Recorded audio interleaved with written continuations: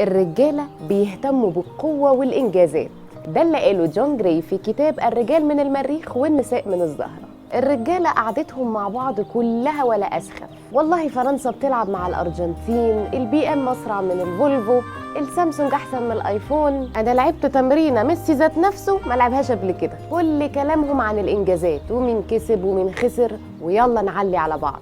علشان كده الراجل بيحب يحل مشاكل وما يشتكيش، يحب ينجز قوي شاطر. اما الستات يحبوا العلاقات، العواطف، بيهتموا بالمشاعر اكتر من الانجازات. عشان كده قعدات الستات بتبقى لذيذة، بينموا على الرجالة، بيتكلموا على واحدة صاحبتهم، بيحللوا مسلسل شافوه مع بعض، بيحكوا عن عيالهم. والست بطبعها بتحب تحسن، تحط ورد في البيت، تظبط شكلها، تحسن طبخة. مش مهم يبقى فيه مشكلة، المهم تحسن وخلاص. والاختلاف ده بين الراجل والست بيعمل مشكلة للست، عشان هي عايزة اللي يسمعها ويطبطب عليها.